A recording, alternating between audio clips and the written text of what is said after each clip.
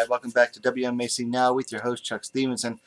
Tonight we're coming at you with a fight review. We're going all the way to Japan for Rizin number 16, Super Atomweight Division.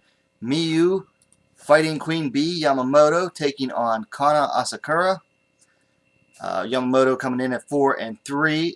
Kanna Asakura coming in at 14-3. Yamamoto was the older fighter by 23 years.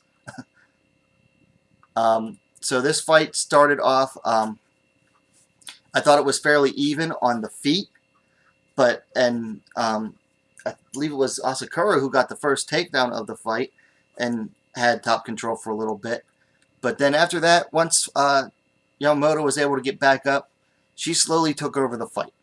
I'm not going to really break it down too much round by round because Rizin doesn't score it by round.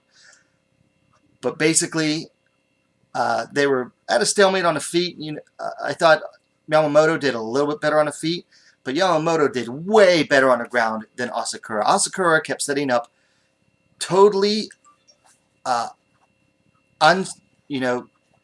takedowns that weren't set up at all.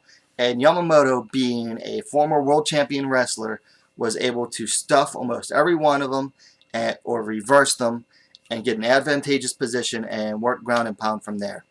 Now, in the third round, Asakura was able to lock in a triangle, but wasn't able to fully lock it in, and then Yamamoto was able to escape from there. But basically, the real story of the fight was a younger fighter whose main skill was dominated by a fighter whose main skill was just that much better than hers. So Yamamoto just completely owned Asakura on the ground, except for like maybe a few small moments, on her way en route to a unanimous decision. Not much else to talk about in the fight there. So, improvements to make. Both fighters still need to work on their striking woefully.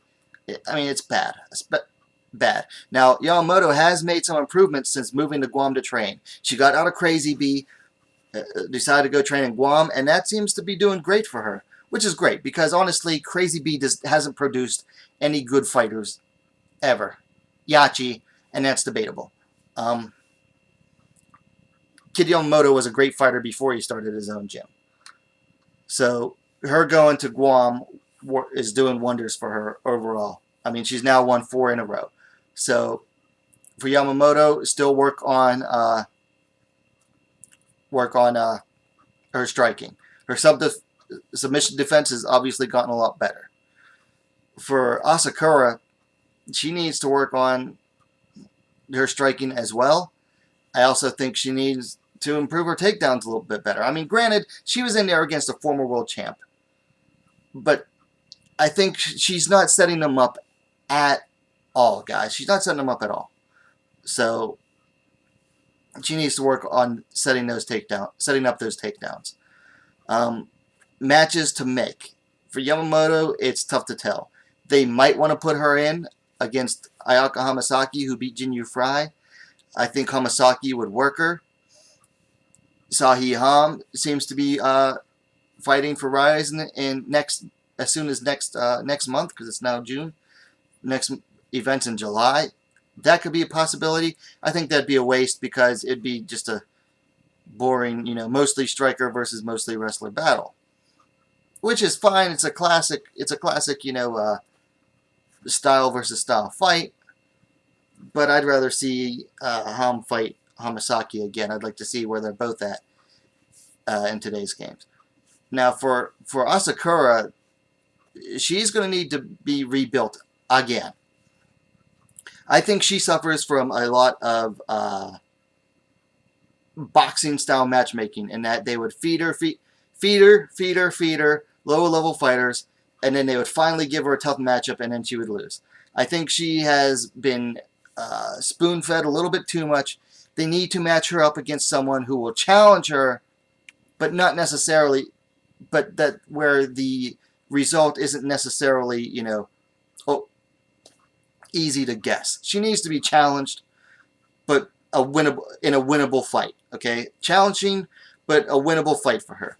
I think she's been giving these easy fights too much, and it made her look too good and to everybody, including the matchmakers. And then they put her in against these tough-to-win fights, like against Asakura, who is just way better all-around fighter and way more experienced.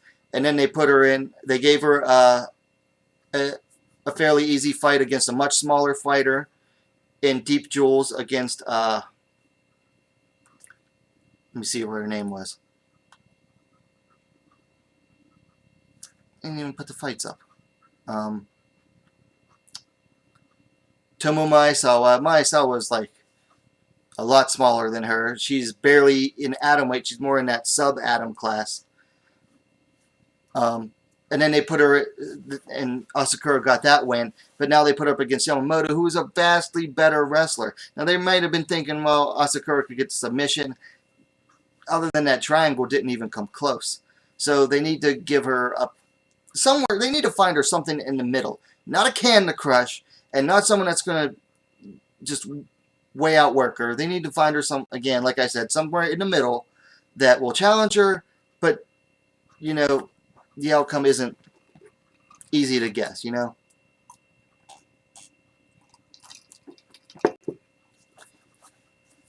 So I'm not even sure where Rizin could find that for her. She might have to go back to Deep Jewels again.